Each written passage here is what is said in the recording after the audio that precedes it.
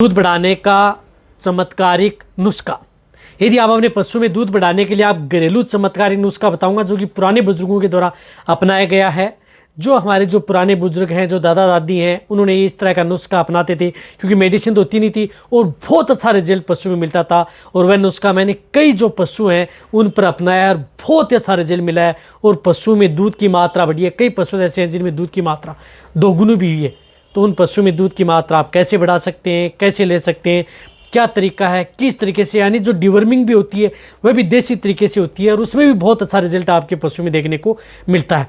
तो वीडियो जरूर लंबी हो सकती है लेकिन स्किप करके में देखना, पूरा देखना, वीडियो पूरी डिटेल से बताया जाएगा। तो इस चैनल पर भी नए आए या पहली बार जुड़े हैं तो पहली बार चैनल को जरूर सब्सक्राइब कर लें, साथ में बेल आइकन और ऑल वाला ऑप्शन दबाएं। आपको पता है कि यहाँ पर सही जानकारी के साथ वीडियो दी जाती है। आते आप वीडियो को लाइक किया करें और दोस्तों के साथ इस चैनल की वीडियो जरूर शेयर किया करें ताकि उन्हें भी प्रॉपर नॉलेज इस चैनल के माध्यम से मिले।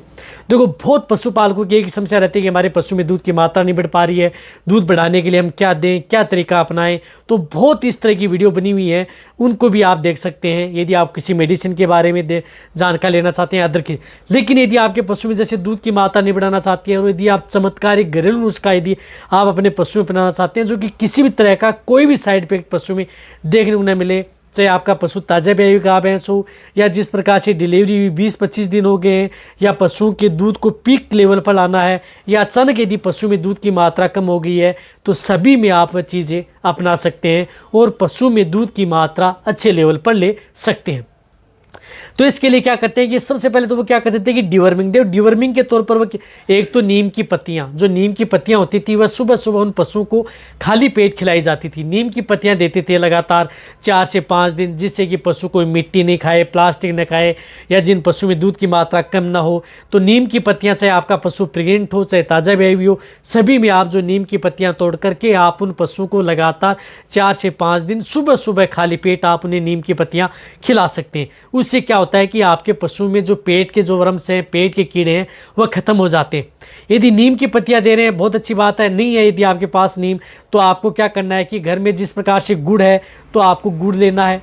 जिस प्रकार से 100 ग्राम आपने गुड़ ले लिया और उसमें क्या करना है कि लहसुन की पोथी, आप लहसुन की जो एक लहसुन की जो पत्ती होती है जिसके अंदर 5 से 10-15 कली होती हैं, तो पूरे का पूरा एक लहसुन है, छोटा लहसुन की जो एक है उसको आपको ले लेना है जिसके अंदर 10-15 कलियाँ हो, यानी 10-15 कलियाँ हो, उनको आपको बाहर निकाल लेना है, उनका छिलका अलग कर लेना है, उन्हें थोड़ा गर्म कर लेना है। गर्म करके आप उनकी लुगदी बना करके और जो गुड़ की डली के साथ आप मिक्स करके सुबह सुबह खाली पेट 3 दिन आप उन पशुओं को दे दें, जिससे कि आपके पशुओं में डिवर्मिंग हो जाएगी। और इसी तरीके से उन पशुओं की वह डिवर्मिंग करते थे और बहुत अच्छा रिजल्ट मिलता था, पशु में किसी भी तरह का कोई नुकसान भी नहीं होता है। तो ये लहसुन और गुड़ की जो मैंने बताया कि लगातार 3 दिन आप उन पशुओं को दे करके आप उन पशुओं में, उससे क्या होता है कि एक तो पशुओं की डिवर्मिंग हो जाएगी, पशुओं को प्रॉपर भूख लगेगी, पशु का डाइजेशन सही रहेगा, पशु की इम्यूनिटी बढ़ेगी, रोग प्रतिरोधक क्षमता बढ़ेगी। रही बात पशु, कई तरह की बीमारियों से भी आप अपने पशु को बचा सकते हैं। तो आप नीम की पत्तियां भी खिला सकते हैं और साथ में जो गुड़ व लहसुन है ये भी आप अपने पशु को दे सकते हैं जिनमें यदि पशु में दूध की मात्रा नहीं बढ़ पा रही है या अदर है। लेकिन गुड़ व लहसुन यदि आपका पशु प्रेग्नेंट है, ज्ञाबिन है, उन पशु को नहीं देना है। चाहे वरना यदि आपका पशु ताज़ा ब्याई हुई है, 1 महीने का हो गया, 1.5 महीने का हो गया, दूध नहीं बढ़ रहा है, तो उन सभी में आप ये नुस्खा अपना सकते हैं। नीम की पत्तियां आप चाहे प्रेग्नेंट पशु हैं उनको भी आप दे सकते हैं। तो ये चीज़ आप उन पशुओं को देनी है।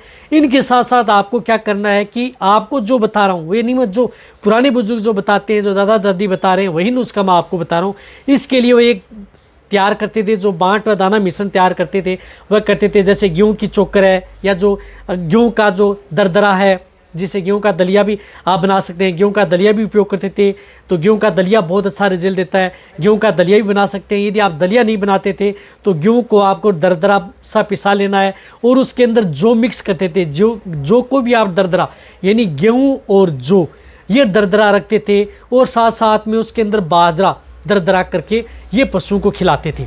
लेकिन यदि आप पशु को, जिस प्रकार से प्रेग्नेंट पशु हैं, तो उस स्थिति में बाजरा उनको दरदरा नहीं देना चाहिए, आटा दे सकते हैं, वो बताऊंगा।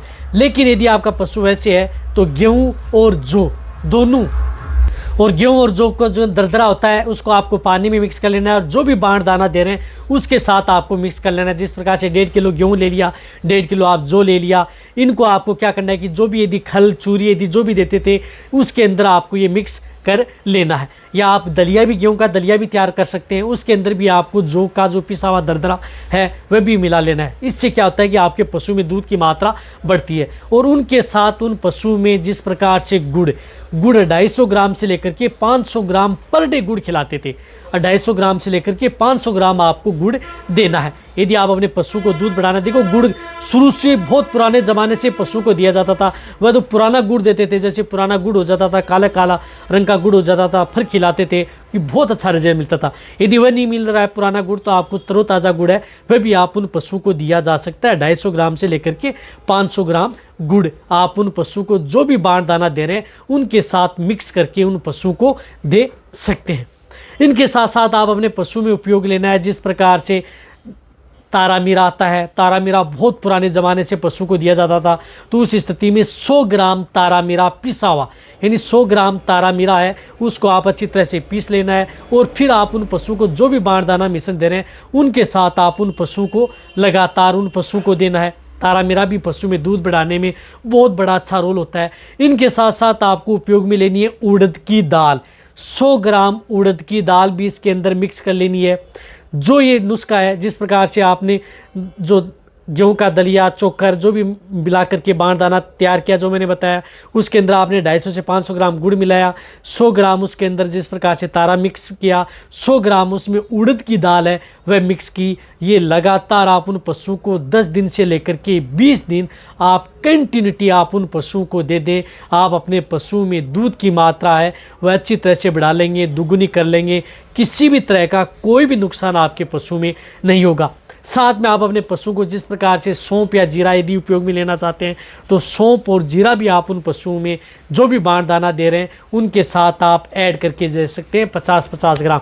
यदि आप इतना वजन नहीं करना चाहते हैं तो आपको देने की ज़रूरत नहीं है, अन्यथा आपको जो मैंने नुस्खा बताया वह नुस्खा भी आप पशु में ऐड किया जा सकता है। ये सभी की सभी चीज़ें हैं जो पुराने बुजुर्ग हैं इस तरह से पशु की पेट की डिवर्मिंग कराते थे, पेट के कीड़े मारने की दवा तो देते थे, जानते नहीं थे, तो इस तरह से उसकी पेट के कीड़े की डिवर्मिंग करा लेते थे।